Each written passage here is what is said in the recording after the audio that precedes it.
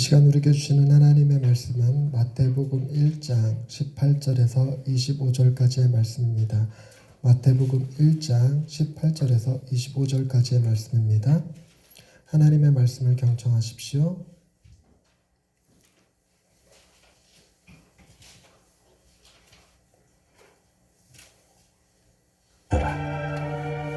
예수 그리스도의 나심은 이러하니라. 그의 어머니 마리아가 요셉과 약혼하고 동거하기 전에 성령으로 잉태된 것이 나타났더니 그의 남편 요셉은 의로운 사람이라 그를 드러내지 아니하고 가만히 끊고자 하여 이 일을 생각할 때에 주의 사자가 현몽하여 이르되 다윗의 자손 요셉아, 내 아내 마리아 데려오기를 무서워하지 말라. 그에게 잉태된 자는 성령으로 된 것이라. 아들을 낳으리니 이름을 예수라 하라. 이는 그가 자기 백성을 그들의 죄에서 구원할 자이심이라.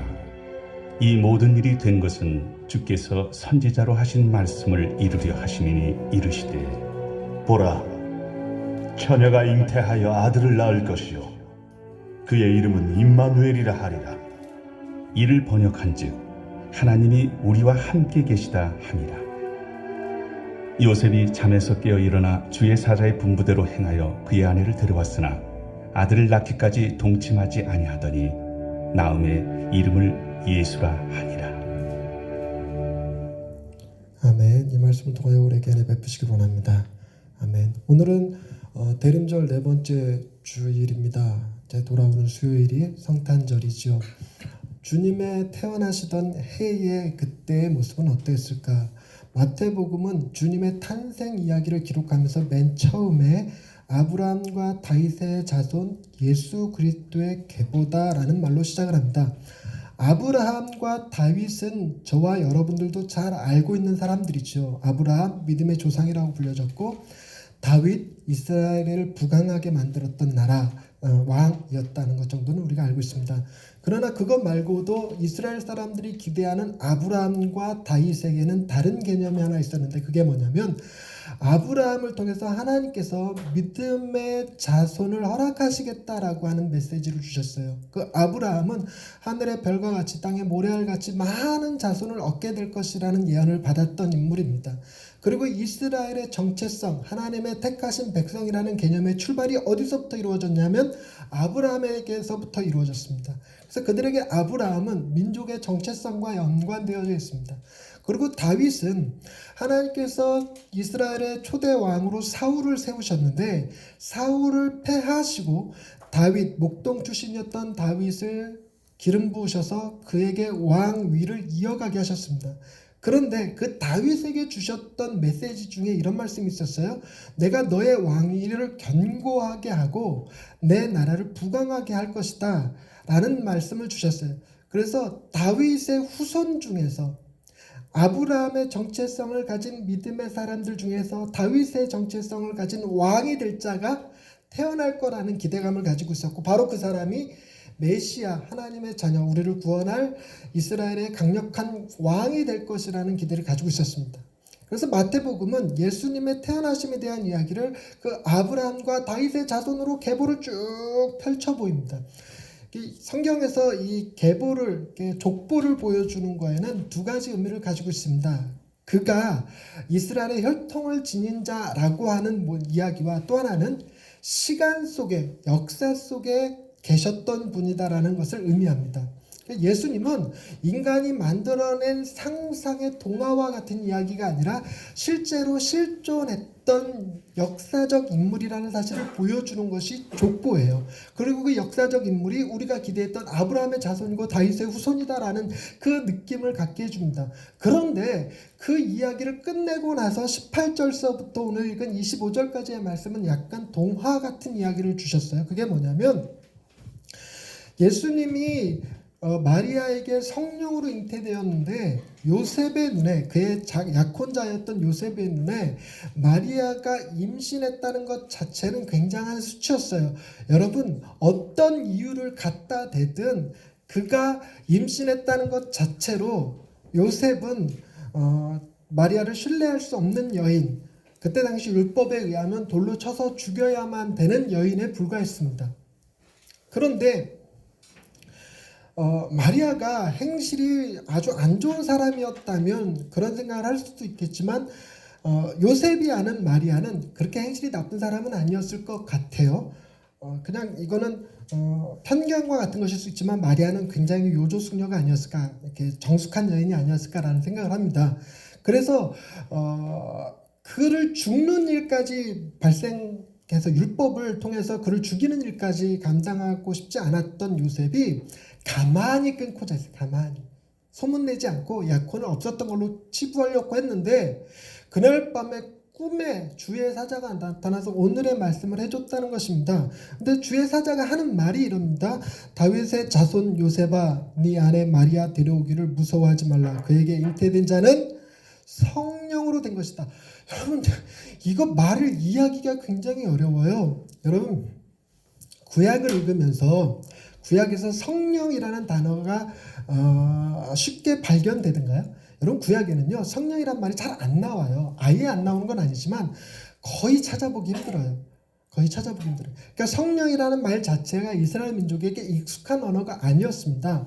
그럼에도 불구하고 성령이라고 얘기를 하는데 영어로 얘기하면 Holy Spirit, 그러니까 거룩한 영이라는 의미를 가지고 있거든요.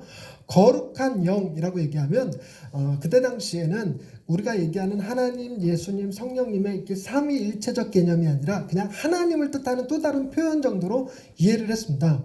하나님으로 잉태되었다라는 얘기를 하는데 이런 꿈을 가리켜서 무슨 꿈이라고 얘기하냐면 보통 개꿈이라고 얘기를 하지요. 그런데 그 다음에 하는 말이 뭐냐면 아들을 낳을 것인데 아들의 이름을 예수라 하라. 이는 그가 자기 백성을 그들의 죄에서 구원할 자이심이라. 이렇게 메시지가 들려집니다. 꿈에서. 그런데 이 메시지가 성경에 기록되어졌다는 얘기는 단순히 꿈을 꾸고 아침에 일어나서 꿈이 뭐였더라 하고 생각하는 긴가민가 하는 꿈이 아니었던 거예요. 일반적인 꿈이 아니라 꿈 자체가 너무 선명해서 이거는 분명 계시일 것이다 라는 생각을 갖는다는 것입니다. 그리고 나서 여러분 요셉이 한 행동을 보면 24절 요셉이 잠에서 깨어나 주의 사자의 분부대로 행하여 그의 아내를 데려왔으나 아들을 낳기까지 동침하지 아니하더니 나음의 이름을 예수라 하니라. 즉 마리아를 데려오기는 했지만 아들을 낳아야 할 때까지 요셉은 뭐 했냐면 특정한 판단을 내리지 않은 채 기다렸어요. 자기의 꿈이 어떤 것이었는지를 알기 위해서, 이게 맞는 것인지 알기 위해서 기다렸던 사람입니다. 그를 두고 성경은 의로운 사람이라고 표현하고 있습니다. 그런데 마태복음의 저자 마태는 이 요셉의 꿈 속에 나오는 이야기에 뭘 갖다 붙였냐면 23절의 말씀을 갖다 붙였어요. 23절에 이런 말씀이 있었습니다. 보라, 처녀가 잉태하여 아들을 낳을 것이요 그의 이름을 임마누엘이라 하리라. 이런 구약의 말씀, 구약의 예언된 말씀이 마태복음은 요셉의 꿈을 통해서 하나님의 말씀이 이루어진 것이다 라고 이해를 했습니다. 그런데 여러분, 이게 믿음의 눈으로 어쩌면 성령님의 감동하심으로 깨닫게 해준 사실이 아니면 한 가지 의아스러운 게 있습니다. 천사는 지금 요셉에게 나타나서 태어날 아기의 이름을 뭐라고 그랬다? 예수라고 그랬어요. 그런데 예언의 말씀은 그 아들의 이름이 뭐라고 그랬어요? 임마누엘이라고 그랬습니다. 그러니까 전혀 다른 거잖아요. 전혀 다른 것인데 불구하고 그 꿈이 이 말씀의 예언을 응한 것이다라고 봤던 것은 무엇에 있었냐면 처녀가 잉태하여 아들을 낳을 것이다라는 말씀이었어요. 그래서 이름이 예수이지만 그 예수, 우리를 구원하실 구원자, 이스라엘을 죄에서 구원하실 구원자라는 이름에 무엇이 담겨져 있음을 다시 한번 드러낸 거냐면 우리와 함께 계신다라는 메시지를 담고 있다라는 것입니다. 여러분, 하나님께서 이 땅을 구원하시기 위해서 당신의 아들을 직접 인간의 몸을 입고 이 땅에 내려가서 사람들과 함께 살게 하셨던 것, 이것은 보이지 않는 하나님의 보이는 모습으로 함께 계시는 겁니다. 그 보이는 모습으로 함께 계시는 예수님이 뭘 드러내주냐면 하나님이 우리와 함께 계신다라는 사실을 너무나도 명백하게 보여주는 사건이었어요. 예전에는 구약에서는 하나님이 이스라엘과 같이 계신다라는 것을 시각적으로 보여주는 것은 성전이었습니다. 혹은 성막이었죠.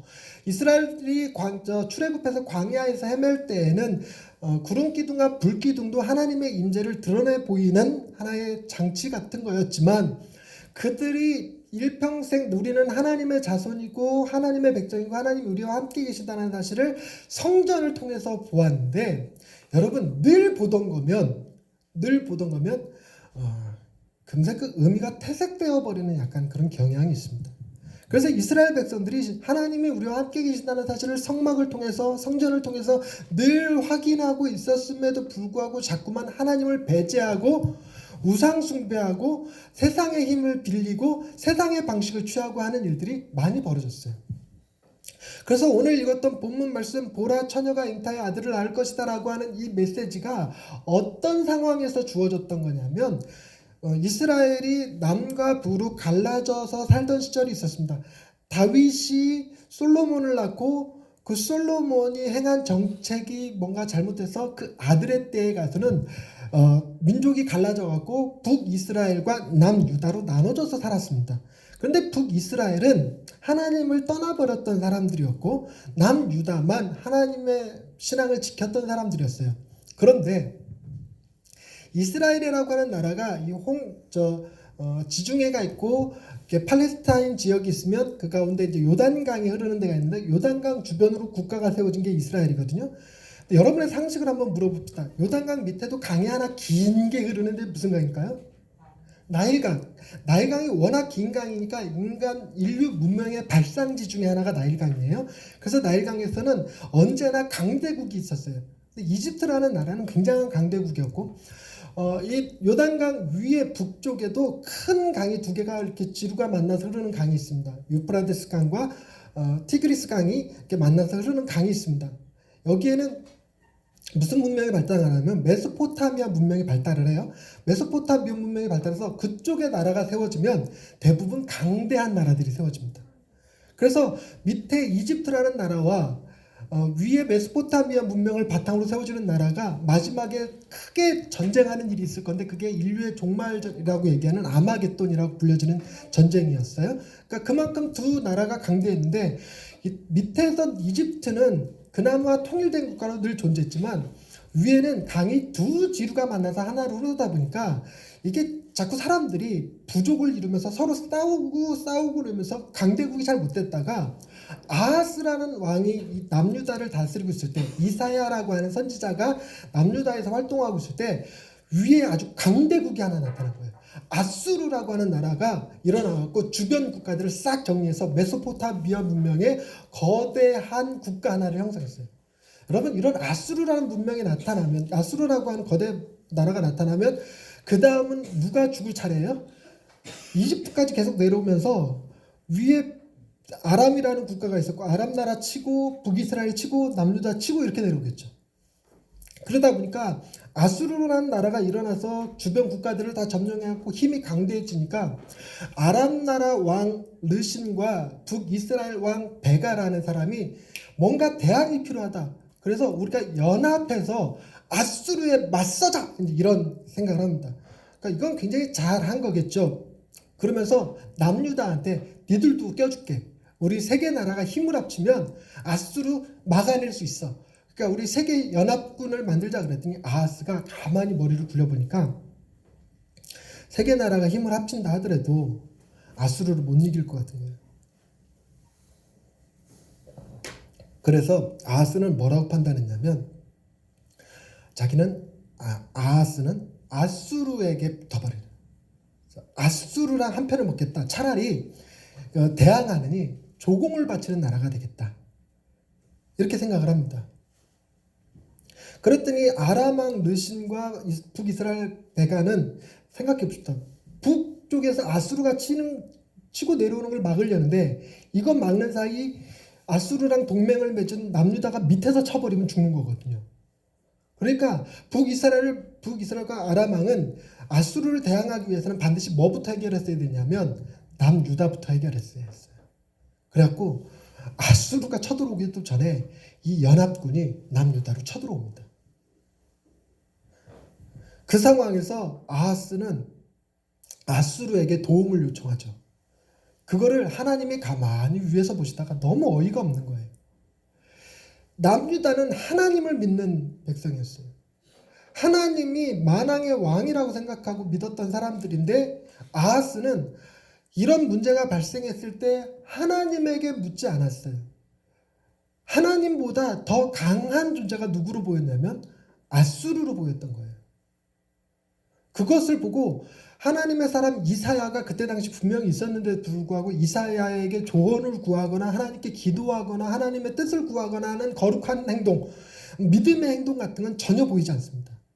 그러니까 하나님이 이사야에게 말씀을 줘서 아하스에게 보냅니다. 아하스한테 가서 아람 왕 르신과 북이스라엘 베가를 내가 징벌할 테니까 넌 아수르에게 도움을 요청하지 마라. 나를 바라봐라. 나를 믿어라. 내가 아수르도 나중에 멸망시켜서 남유다를 지키리라. 너희는 나의 백성이다. 이런 메시지를 줍니다. 근데 이사야가 그 말을 가지고 아하스 왕한테 갔는데 아하스 왕이 그러는 거예요. 난 그래도 아수르 편을 할 겁니다. 나는 당신이 하는 말을 믿을 수가 없어. 라고 얘기해요. 여러분, 우리라면 어땠을까요? 아수르가 너무나 강대한 나라예요. 나중에 그 아수르가 여러분 어느 정도로 강대하냐면 영화 300이라는 영화 보셨습니까? 300이라는 영화에서 그 그리스랑 그 아수르가 전쟁하는 장면이 나와요. 근데 그 아수르에서 무슨 호랑이 아니 코끼리 같은 거에 뭐 어떤 왕이 타갖고 뭐 치렁치렁 매달려갖고 코에 뭐 뚫어놓고 나는 관대하다. 그러니까 크세스라고 하는 왕이 바로 아수르 왕이에요. 그러니까 굉장히 강대한 나라였단 말이죠. 그러니까 그런 강대한 나라 거기서 누구도 나왔냐면 아시아를 정벌했던 왕이 누구예요? 알렉산더도 거기서 나왔어요. 그러니까 굉장히 강대한 나라예요. 그러니까 아하스 왕이 보기에 이거는 믿음으로 싸울 얘기가 아니고 외교 정책으로 해결해야 될 문제다라고 생각하고 이사야의 말을 그냥 무시해 버렸습니다. 그랬더니 이사야가 답답하잖아요. 답답해서 뭐라 그러냐면 정 못 믿겠으면 하나님께 징조를 좀 보여달라고 하십시오. 뭔가 증거를 좀 보여달라고 하십시오. 그랬더니 아하스 왕이 그마저도 그냥 무시해버립니다. 자기는 하나님을 시험하지 않겠습니다. 이렇게 얘기합니다. 그리고 그냥 아수르한테 붙어버려요. 그래갖고 결과는 어떻게 됐냐면 아수르가 도와줘서 아람 왕과 북이스라엘은 멸망당하고 남유다는 그때 전쟁에서 살아납니다. 그러나 30년 뒤에 그 아수르에 의해서 남유다도 멸망하고 나라 없이 헤매다가 하나님의 말씀도 사라지고 드디어 예수님이 태어나실 때까지 이스라엘은 하나님의 음성을 듣지 못하는 백성이 되고 말았습니다. 근데 그때 하나님이 징조마저 거절했던 그 아하스에게 이사야를 통해서 주신 메시지가 오늘 본문의 이 메시지인데 직접 찾아서 보십니다. 이사야 7장 14절.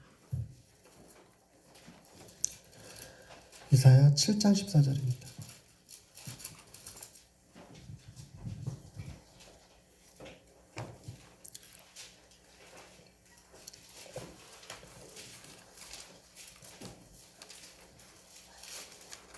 함께 읽을 것입니다. 7장 14절.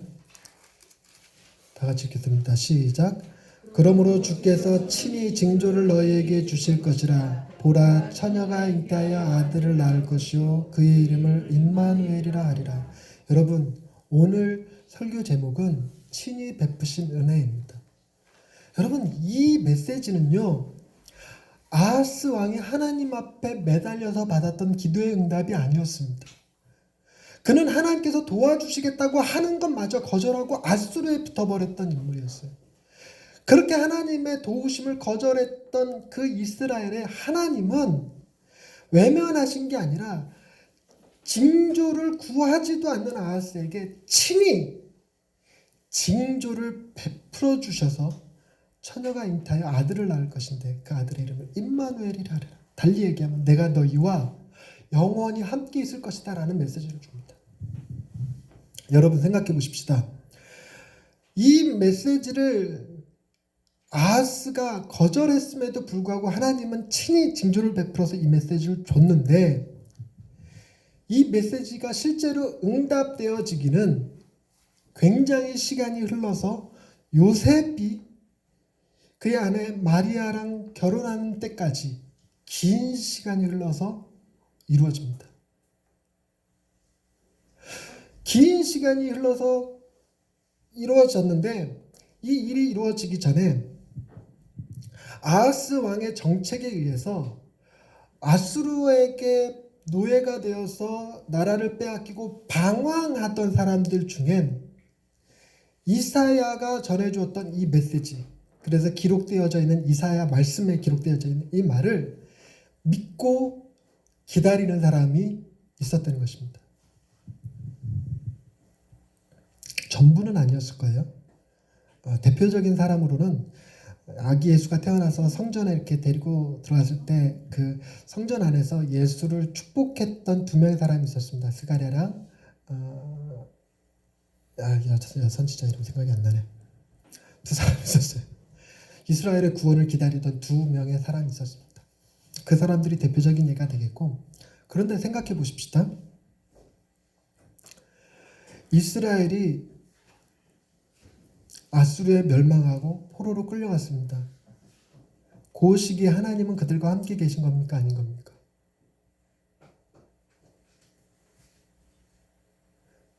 그들의 눈에는 하나님이 함께 계신 것 같지가 않죠. 하나님이 아하스의 죄로 인해서 우리를 멸망시켰다라고 생각할 가능성이 커요. 그 이후에 더 악한 왕들이 나와서 이사야를 톱으로 쳐서 죽이기까지 했어요. 므낫세라고 하는 왕은. 그러니까 남유다의 죄로 인해서 하나님이 이스라엘을 버렸다라고 생각하고 있을 때, 하나님의 메시지는 어떻게 흐르고 있냐면, 사람들의 믿음 가운데, 신실한 믿음의 사람들 가운데 하나님이 아주 버리신 게 아니라 우리와 지금 현재 함께하고 계신다. 그래서 우리를 지키실 것이다. 이 믿음이 바벨론이라고 하는, 아수르 이후에 바벨론이 생겨나는데, 바벨론이라는 나라에 끌려갔을 때도 바벨론에서 이스라엘의 민족의 정체성을 지키며 살아가는 사람들이 생겨났습니다. 그래서 학자들은 그 시기에 성경이 기록되어졌을 거라고 생각하는 사람들도 있습니다. 왜냐하면 기록되어져 있는 메시지를 봐야 이것이 그들이 그 시대의 삶을 견뎌내는 힘이 될 수 있을 거라고 여겼던 것이죠. 그리고 그 일이 실제로 의로운 사람 요셉의 시대에 메시지가 선포됩니다. 요셉의 입장을 생각해 보십시다. 요셉은 다윗의 자손이기는 하지만 그때 당시 헤롯이라고 하는 왕이 다스리고 있었어요. 헤롯은 이스라엘 사람이 아니었습니다. 헤롯은 에돔 족속 사람이었어요. 에돔 족속이 아브라함의 아들 이삭의 아들 야곱과, 이삭의 아들이 누구예요? 에서. 야곱과 에서. 근데 에서가 장남이었는데 야곱이 장자의 축복권을 빼앗았죠. 그래갖고 에서랑 갈등을 일으켰는데, 그때 에서의 후손이 에돔 족속, 야곱의 후손이 이스라엘이었습니다. 그래서 이스라엘과 에돔 족속은 끊임없이 반목했어요. 그런 상황에서 로마가 통치권을 잡자 에돔 족속의 한 명이었던 헤롯, 굉장히 지혜로운 정치꾼, 얍삽한 정치꾼이라고도 불리는데, 그 사람이 로마 황제한테 이렇게 빌붙어서 왕위를 받아갖고 이스라엘을 통치하는 왕이 됐어요. 그러니 여러분, 이스라엘 사람들은 다윗의 후손에서 왕이 태어날 거라고 믿고 있으니 헤롯이 해야 될 일이 뭐냐면, 다윗의 후손은 다 찾아서 죽여야 돼요. 그걸 왕족을 진멸한다 그러죠.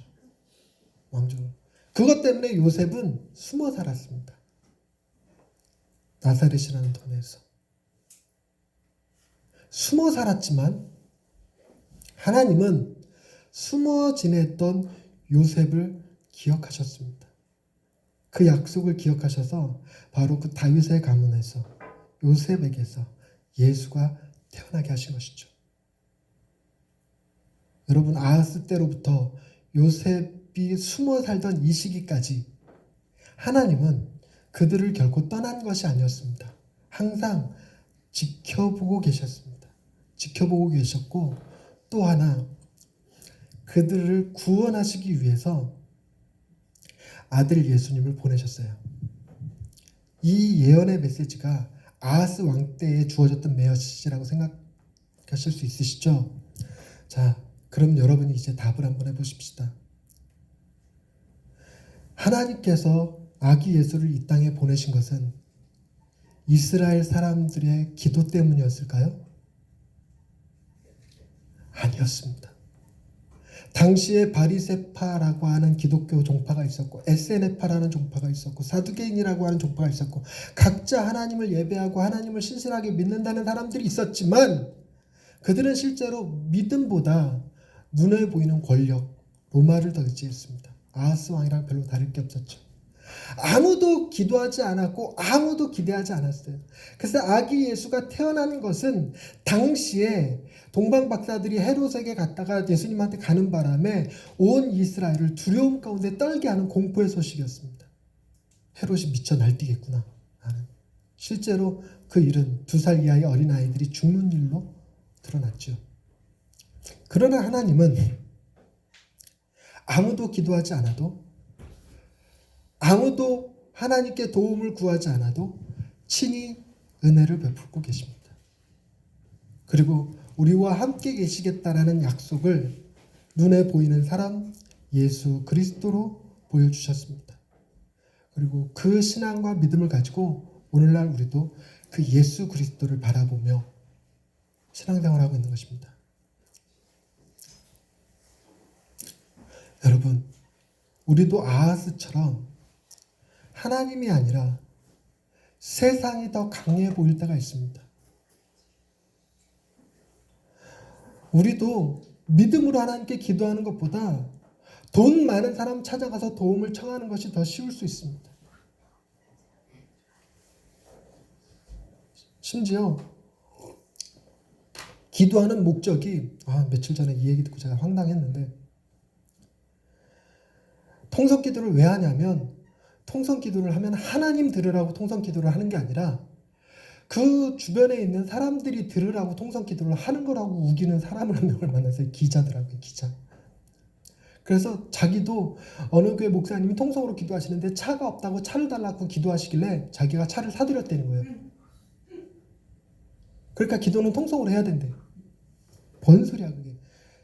마치 크리스마스 때 선물 달라고 기도할 때 누구 들으라고 기도해요? 아빠 들으라고 기도하는 것처럼. 신앙이, 우리가 이렇게 신앙생활하는 것이 하나님을 믿고 의지하는 것이 아니라 내가 기독교인이라는 사실을 가지고 세상에서 유리한 고지를 차지하기 위해서이거나, 아니면 교회에서 어떤 이미지를 얻기 위해서이거나, 아니면 세상 가운데서 좋은 사람이라고 하는 이미지를 만들기 위해서 신앙생활하는 것일 수도 있습니다. 그래서 실제로 어려움이 닥치면 하나님께 기도하기보다 세상적 방법을 찾아서 할 수 있는 대로, 세상에서 옳지 않은 방법일지라도, 부정한 방법일지라도 세상 힘을 통해서 해결해 보려고 노력하는 경향이 우리에게 있죠. 이거는 죽을 때까지 변하지 않을 것입니다. 그런데 놀라운 사실은 늘 그런 일이 있은 후에 뒤돌아서 과거를 돌이켜보면 우리가 하나님께 구하지 않았음에도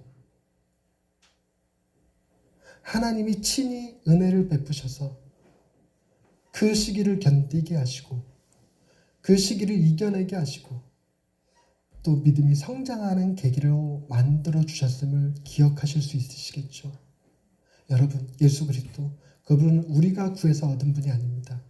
우리가 신앙이 필요해서, 구원이 필요해서 교회 나온 것이 아니었습니다. 우리는 알지 못했지만 하나님이 오늘날에도 동일하게 저와 여러분에게 함께하고 계시며 친히 은혜를 베푸셔서 우리로 하여금 하나님의 자녀가 될 수 있도록 예수 그리스도로 우리의 그 허물과 죄를 대신 담당하게 하셨습니다. 여러분 모두 무의식 중에라도 혹은 신앙이 흔들릴 때조차라도 하나님이 우리를 버리시지 아니하시고 반드시 함께 하시며 우리가 구하지 않았음에도 지혜를 주시고 은혜를 주셔서 견디게 하시고 이기게 하시고 결국은 그 일로 찬양하게 하시는 하나님이심을 믿을 수 있게 되기를 주님의 이름으로 축원드립니다. 기도하십시다. 하나님, 세상이 금방이라도 뒤집어질 것 같은 폭풍전야의 전쟁 같은 상황일지라도 우리의 눈에 세상이 더 강해 보이고 세상적 방법이 더 현실성이 있어 보이는 상황에서 하나님을 외면하고 하나님을 무시하고 하나님을 믿는 신앙을 조롱하며 살고 있을지라도 하나님은 여전히 우리를 버리지 아니하시고 우리와 함께 하시고 친히 징조를 베푸셔서 그들을 구원하신 것처럼 친히 우리에게 은혜를 베푸셔서 여전히 하나님 앞에 나와 예배하는 자로 하나님을 찬양하는 자로 붙들어 주신 것을 감사합니다. 하나님이 우리에게 베푸신 그 은혜들을 잊지 아니하며 하나님의 자녀답게 은혜 앞에 감사하며 찬양하며 예배하며 살아갈 수 있는 예양의 식구들 다 되게 하옵소서. 예수님의 이름으로 기도드립니다. 아멘.